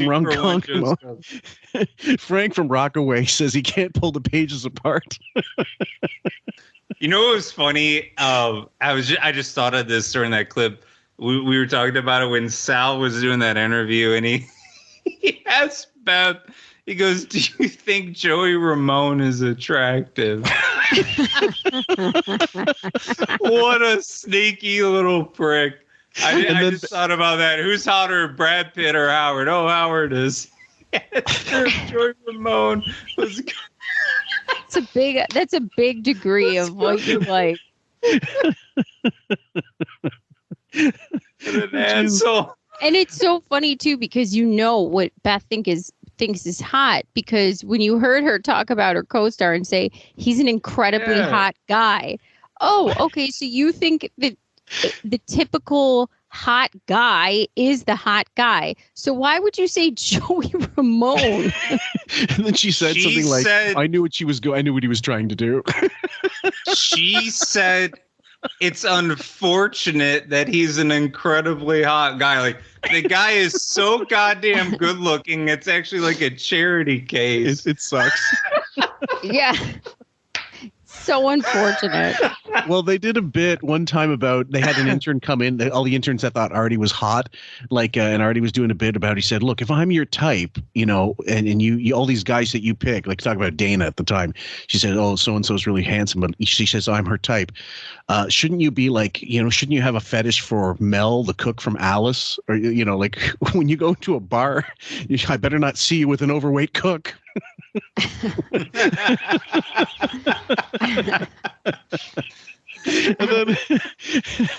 then I was like, look, she's really into Newman from Seinfeld. I remember that. There are people though, like you have a type, like you could tell what you date. Like, I don't like typical hot looking guys, like the guys who are those Cosmo models, underwear models. does not compute with me. I like guys that look a little crooked that will beat you with a lead pipe and put your body in the trunk. I mean, what can I say? You know what I mean? I like mob-looking guys. That's my type. Like, I like that. I like a bigger nose. I like a bigger nose that looks like it got broke at one point, but you didn't fix it. Slightly mashed in. Bigger. Like, I don't like muscular. I like bigger guys who look like they can carry themselves well. And I don't like that. So I wouldn't say if that guy's such a hot. Unfortunately, you have a type. A type is it's literally you could, if you go through the list of people you've seen, you've dated or whatever, you'll probably find a common line throughout them. Like I know Bob has said it many times. I like Hispanic women, right, Bob? That's your thing. Oh God, yeah, absolutely. Yeah. Well, all men should like Hispanic women. Yeah, a real man. Yeah, absolutely. A little bit rigid. I like rugged, rigid looking, weathered looking, somewhat, weathered but polished, lived life kind of look. Well, hey, Sam, if your fiance is like double parked behind me, I'm gonna let him take his time. I'm not gonna go and push on him. You should. But like you should. I've seen him drive after people. Yeah. I'm not gonna push on that guy, but anyways, what I think with the funny thing with Beth is I just don't think she spends any time around. Like, I had a friend who went to University of Chicago Law, when Obama was actually a professor, and we used to go to parties down there, and like these girls had just never seen anyone with like any testosterone, ever. And but like I kind of get that vibe from Beth is like, I'm not around guys that look like this ever. Like I think that was her whole thing. Like she's spending all this time around Howard, who's not a good looking guy, like so she's gonna go for this stereotypical pretty guy, but it's gonna be like me. I don't know. Me and you, Bob. It's like we said. You know what? Look, fuck Paulina Porchkova, Rosie O'Donnell. That's our thing. You know what I mean? Yeah. Like, like that's not obvious. And that's the thing that this show would have, like in 96, 93, they would have goofed on him for this bullshit. He would have goofed on him for this bullshit. Any one of those guys that got divorced and then married some hot model, he would have fucking railed them. Then when he becomes that, there's no mea culpa. There's no, look, I am that asshole. Never once did he apologize for it. Again, I brought it up with Sam when we were kind of off camera. It's just like, why not just own it, bro? Yeah. Like, we all know what it is. Like, we all know you got $1 billion. You dating a girl 30 years younger than you. You're not the first, bro. Like, a lot of guys have done this. Like, you host a new company. You got a bunch of money. You're nouveau riche in a sense, and you're fucking pathetic. Yeah, let's keep going. You just take this down. Moose knuckles when you can see the line. Look at John's face. You'll see moose knuckles. Yeah. He's got a moose knuckle in his face. No, she looks real, right? Yeah, no moose knuckle, honey. See? No camel toe. No. Yeah, no camel. Yeah, camel toes for women. But when I heard what it was for men, like when the guy's pants are really tight and you see his nutsack, I heard it's called almond joy. What? I read that somewhere ages ago when they were talking about camel toes, and it was some forum. Yeah, I know. You don't have to explain it. I know. I'm saying, like, that's where I read somewhere, and I couldn't stop laughing because I only know that chocolate bar from now. Every time I look at that chocolate bar, I'm thinking, oh Jesus, you can't have that. You've ruined 20 years of marketing. Let's keep going. I was turned on till John said moose knuckle. Yeah. Holy Christ. Yes, Jeff, you're on the air. Hi, yes. I'd just like to say that she looks fantastic. Oh, my. Yeah. And you're gay? Yeah. Yes, she's got, first of all, I like her ass. That's the best part. My biggest complaint. There's no. But she's got the full package, I think. Yeah, she's good. But there's no ass shot of her. Like there's nothing from behind. That's her. Well, don't girls get to take a picture of her ass from behind? Yeah, just don't look through Playboy anytime, Howard. The ones that you left unopened while you were fucking your buddy Alan over chess. You're supposed to have at least a side shot. Most of hers are all pretty much the same shot. I wonder why? Because she's got an ass like a fucking 11-year-old boy. Because she's built like Jack Skellington. I don't know. God, that was someone else posted. I posted on Patreon about your comment in part 1, Bob, about how she like the angles, 90-degree angles and 180-degree angles. Yeah, everything's a square or rectangle. Like when I look at a woman, I don't think like, is this how rectangular and square is she? Right. You know, like she's a fucking bento box. I mean, it's horrible. So bento box. I mean, I'm trying to think. She's built like a takeaway lunch. Polish bento box. You're right. Yeah. Holly Landers. Yeah, maybe Holly Landers. All right, hey, thanks, Jeff. Thank you, Howard. All right. Well, there it is, Robin. Everybody has voted. Robin's going to read the article on the air. Oh, where no. you discuss our relationship. Yeah, can you do that? Well, I'm on anxious the air, that's going to happen. I'm anxious to hear that that's myself. the news. I told Okay, you. that's going to be the news segment of the show in the 9 o'clock hour. I think Beth should read the. No, Beth would not read it. That's going to be in books on tape. FHM's on tape. Are you pleased? I'm embarrassed, honestly. On a scale of 1 to 10, how do you think they came out? I don't want to scale it. She's very shook up. This is, no, you know what? This is like all great writers think they're bad, like F. Scott Fitzgerald. Right, you know, I mean, this is what it is. So, Carol, you're on the air. You're a humble genius. Hello? Yes, Carol. I just want to let your girlfriend know how lucky she is. And she should be very proud that you hold her in such high esteem. Exactly. Oh, what a nice girl. Yeah. I love my boyfriend. Well, thank you for saying that. What do you think about Howard? Then? No. I think Howard is wonderful. See, honey, And you're lucky. I think she should be very, very proud. And don't think about anything else. I'm sure that the pictures are wonderful. I'm very proud. They really are beautiful pictures. I'm very proud. You know what? You're a nice woman. How about $500 for you? We have to pay you for that compliment. No, they're not. She's not hot. Why? If she's hot, why do you have to pay someone to say she's hot? Holy shit. Why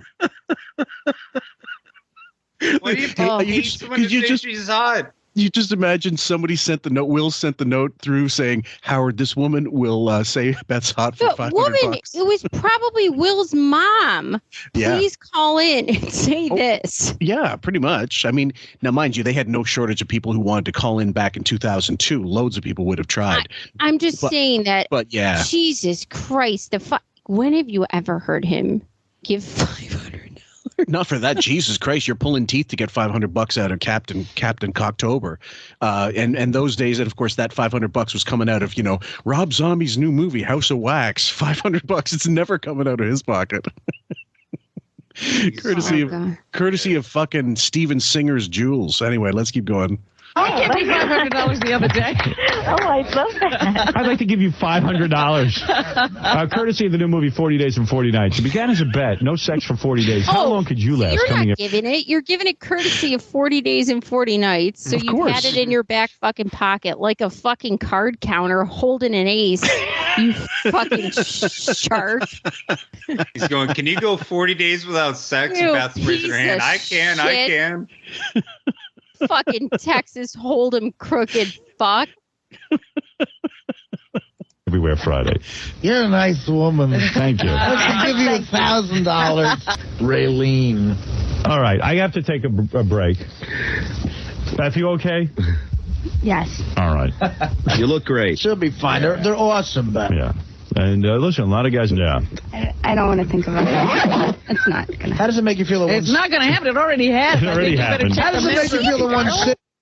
I don't want to think about it. It's like, are you a model? Like, what? This comes off like somebody who was, a Jeffrey Epstein victim picked up out of their fucking trailer park and just did this, and then they're getting this flack. That's what she sounds like. Well, she's a model. Robin's a race car driver. I guess Ronnie's security, and Ralph is a stylist. So yeah, she's a model. Bob? That was a point that I think Fillmore and I brought up quite a few times in the beginning of this. Was just like, if this is a model, why would they be reacting this way? That's it. Why would she be reacting this way? Yeah, that's what we were saying. We were like, okay, if she has all this experience and she did all this shit that Howard's always said, then why would she be reacting like this? Like, well, the other good thing photos, is, you have bad photos, you have good things, you have bad days. Like, that's what a professional. She's acting like a prom queen who took a bad picture for the yearbook. You fuck. She's acting like a prom queen who sucked off the entire football team and wants to know if they still respect her. No, this is what I think. She was, let's say she didn't have, well, we know she didn't have any fucking modeling career, but let's say she did like bathing suit modeling, whatever, where you constantly got to be like in a bathing suit. There's very little clothing involved. You should, at least on the basis of that, for swimsuit modeling, let's see, local stuff, should still have more than enough confidence to be in a magazine like that, especially knowing what they do to make those things print ready, or in this case, what they failed to do. So there's no reason a real model ever gets like that, at least verbally. Like inside, maybe she's feeling, I didn't like it because I always hate how I look, that kind of thing. But you would never drag it out this much. No, and this reaction is completely, I think, genuine of the discomfort. And I see this as, because you look at her modeling career, and what we can dig up is who's judging fucking Ames catalogs, True Story, and some hair fucking True Story. And some hair goddamn catalogs, somebody's hairdressing thing in goddamn Hoboken. Nobody cares, so nobody's really judging her modeling career. Well, that's not, Sam. From this national standpoint. Sam, that's not true, because Howard told us that he got a call from FHM. Do you remember this? I know. They got it. He said, Sam, the story is, I heard it on the podcast. She got a call from FHM. Apparently, they were going through some old Ames catalogs and some hair catalogs. They said, we need to have this girl. We must have her. So happens, Sam. Just so happens that's Howard's girlfriend. They threw out a contract when they reached out to her. The thing is, she never got paid for it. That's kind of the curveball here.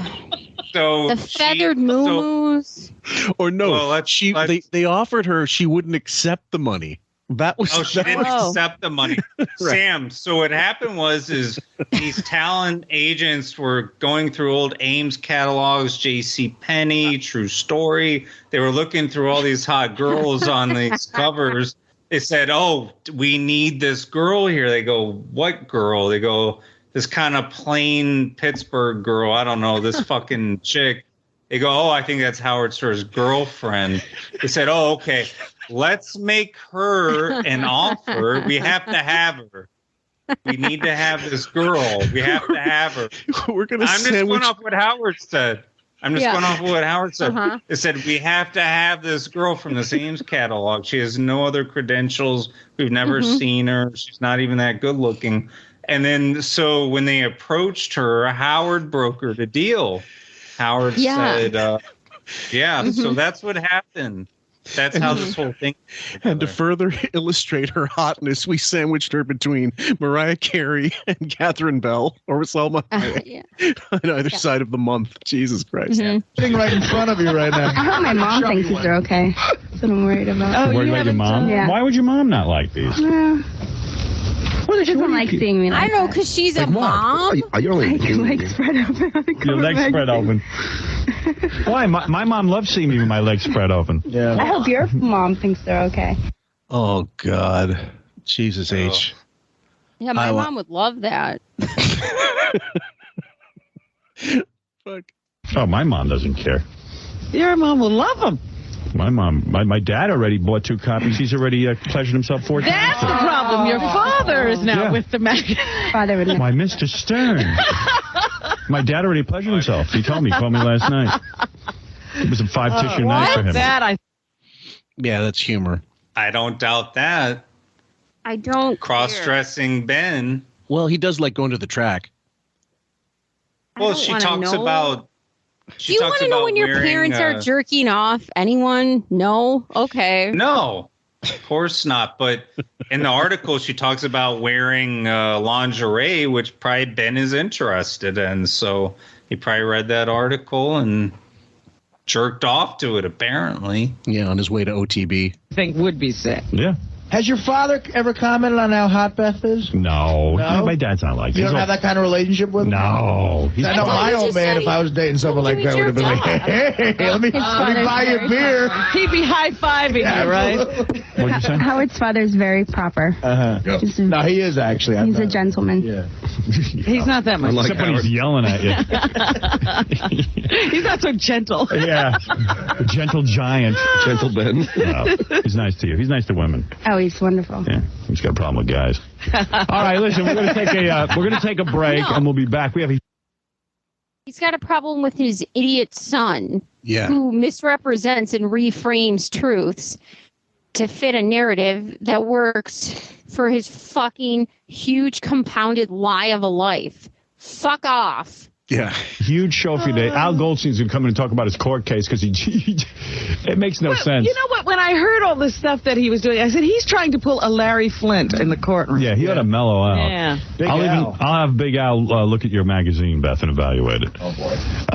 I'll have Al Goldstein, the editor of Screw magazine, who advertises fucking like trans prostitutes in the back of the magazine to evaluate your fucking pictorial. We're gonna he's a real Gianni Versace. This guy will really give me the lowdown here. This dude. Now I'm just thinking of that Gilbert. The movie. He is not guilty. Doing Dracula Godfrey. He's a real Elia. Yeah. Yeah. I had a whole agenda planned, and then all of a sudden, Benji told me that my girlfriend Beth's magazine was at FHM, and that caused about 2 hours of discussion. Yeah, we haven't even gotten to the show yet. Robin's over there giggling and laughing about my relationship because they interviewed her. Is it that funny? Well, mostly it's boring. Good. You know what? Actually, the funny part was John, Artie, and Casey and I trying to have a conversation while you and Beth were sort of canoodling. Well, Beth... Which is tough. I know you were trying to talk her off the ledge. Beth was like, I don't know why I did it. She was really upset that she had, been undercover and everything. It was kind of overwhelming for her. And I said, you got to get used to it because... You did it. You did it. It's there. But get used to it, honey. I paid for this shit. Start posing. Start spreading. Or get used to the fact that I am going to spin this however I want to spin this, and I'm going to let a population of people, even though you agreed to this because you want to. Now, think of this, too. She's just a girlfriend at this point. She's not a fiance. She's not a wife. So he owes her nothing at this point. But he's putting her in these positions like a puppet in some sense. Like, she's a willful participant. She's agreeing to it. But these other aspects of agreeing to such a thing, such a photo shoot, and having her on the air, having these callers call in, having this blasted like this, I don't think she realized what this totally entailed. Do I not think she sucked it up at the premiere of her photo shoot? Because she had parties for this, okay? So she had FHM parties. She had red carpets. She liked the wine, the life, the champagne, the luxury of all of this that's going on. But I don't think she signed up for the type of battering you get with this show. Yep. You're right. Yeah, she didn't know how much came with the dinner. No. I told her I loved her, and that's what's important. She, And What? She thinks you're not going to love her anymore? No, I just wanted her to know that I'm there for her. Can't say it enough to a woman. Like you're not. That's the time. I read this in Cosmopolitan. Oh, this is what you do. I had no idea. Doesn't Mr. X ever tell you he loves you when you're feeling down? No. Howard's answering. You read this in Cosmopolitan. Weren't you married for like 20-something years or whatever? The fuck you were married? Hey, Fillmore, you know all those Cosmopolitan articles you've read? Haven't you read a lot of those as a guy? I was too busy reading Better Homes and Gardens and Red Book. Oh, me too. Yeah, fuck. Yeah, I was getting fucking gardening examples. What the fuck is he talking about? Well, actually, I believe he read Cosmo because it's all about how to please your man. Too. No, I believe that he's preying on the psyche of women who read Cosmo, who think this is a guy who reads things I read. So he's going to understand. I don't think he reads Cosmo. I think that he pretends that he reads Cosmo because he knows this is something in the zeitgeist of women who think that if somebody read this as a man, they would understand where I come from. If you've been married for all these years and you need to fucking read Cosmo, you need to throw yourself out the nearest fucking window. Well, you think Sam, does your guy not read Cosmo? I'm just kidding, Sam. I'm just teasing. There's a car parked behind yours, Bob. It's not moving anytime soon. I don't have a car. Well, go ahead. Go ahead. No, I've said this a few times. I have these headphones that have like a fucking built-in subwoofer. This guy's low end is cranked so fucking high. It is unfucking believable, man. Like, I guess during this time we all kind of had the same headphones, but like I'm listening to it now and it's like it sounds like a fucking thunderstorm coming, dude. Yeah. You know, I get a migraine from this sometimes. Like my headphones, like sometimes when I'm hearing his voice, there's something about it that triggers where I feel in my head and I go like this a lot. And I like rub along your sinuses. Yeah, like a headache is coming. Yes, I can feel it happening. And it's this bass in his voice that's artificial that I can hear for whatever reason, the reverberation and the vibes in the headphone make me start having a headache. Yeah. And so I hear a big oncoming storm and Robin is like a pigeon. She's like a squawking pigeon that I hear like running around. I'm like, oh, it's about to rain. That's literally what I think when I hear these clips. I think it's and I'll throw out a reference for all the music enthusiasts. I think Howard's a big fan of Carl Cox, with emphasis on the Cox. Really? He's got a real problem. Sorry, go ahead, Sam. It is. It's like a fucking. You're a piece of shit throwing out hot dog rolls for seagulls, and they're all coming around. That's what it's like. With him. Sarah, you're on the air. Oh, hi, Howard. Long-time listener. I wanted to tell you that the first time in 5 years I felt the love come from you. I was so impressed with the way that you taught, and you made me smile. I'm getting married myself in a month for the first time, and I've just got this glow and this smile about me, and I think that Beth should be absolutely honored about the way that you feel, and I think that she is. And just to have my future husband feel that way about me would just put this glow inside of me that I knew Bob would laugh at least at one point during this thing. Who was that? What the fuck is she talking about? What a good radio show. This is why I listen to Opie and Anthony I after a while. I think 40 Days and 40 Nights had or whatever, 6 days, 7 nights, had another $500 to throw out. This is why you could say whatever the fuck you want, but Opie and Anthony got an audience because of shit like this. Yes, absolutely. And as you mentioned earlier, I was one of them. Yeah, well, you going into like understanding now more after the fact, after seeing doing what we do, that this is just plug bullshit masquerading as content.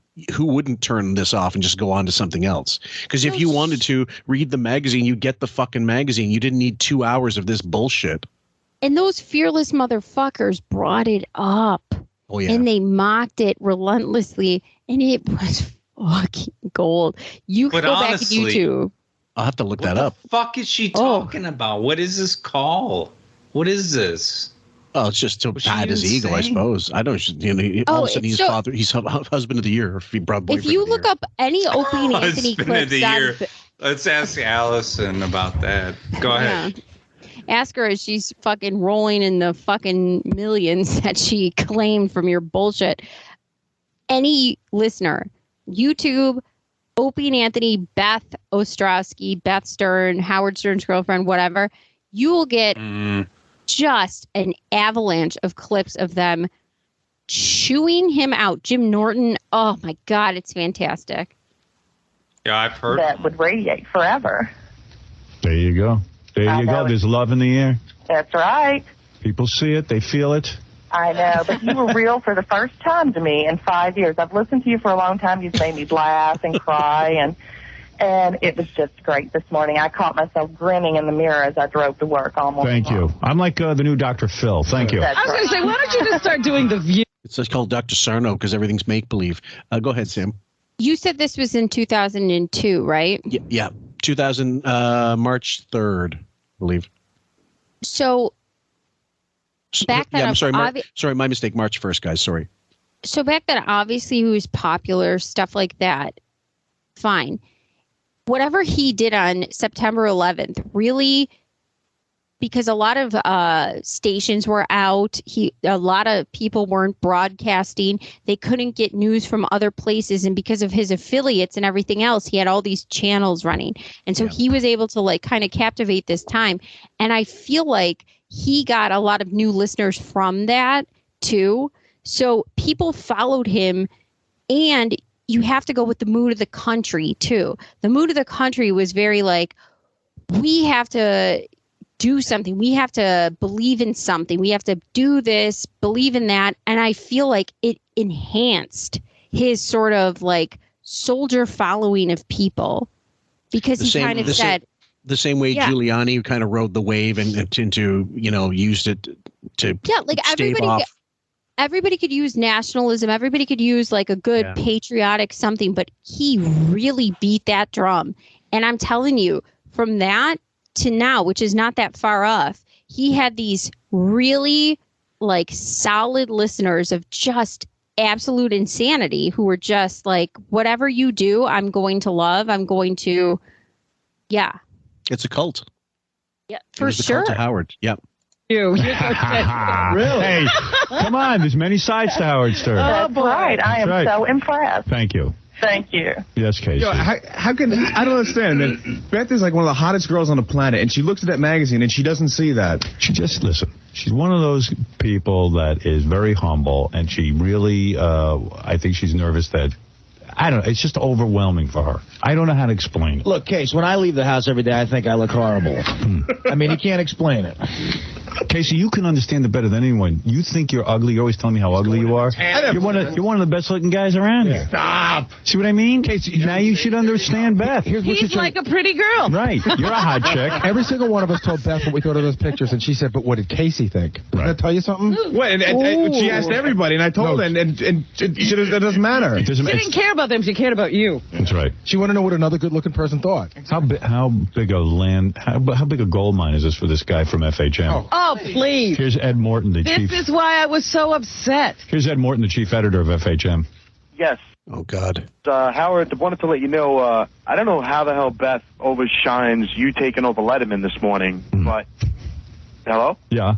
Yeah, but one thing I wanted to know is the whole conversation started with she had a lot of weird ex-boyfriends calling her up and talking weird stuff. This isn't Ed Morton. That's the white rapper. Who is that? I don't want to waste my time. Right. Yes, King of All Blacks. He's gone. All right, good. Very emotional morning. Yes. Oh, Beth looks hot. Man. Wait, an emotional morning? Yeah, emotional. Okay, that's what the end of it, guys. We're sorry to make this one extended. It's going to be a third-parter, it looks like. We hope you guys will enjoy this one, and I'm gonna make sure you get all the comments at one point in this recording. So Sam and Bob, thank you so much for joining me on this one. We'll try to coordinate. In fact, let you guys know when part 3 is going to be out. Right. Nobody be fooled by getting asked to do magazine articles. They don't love you. Take care, guys. Have a good one. You'll recognize Katie Lang. You'll recognize this Canadian. Go ahead and sing a little. Dreaming. I must be dreaming. Oh, you know who that is? Is that Anne Marie? When I look into your eyes. But you have vibrato and everything. He's very talented. It's amazing.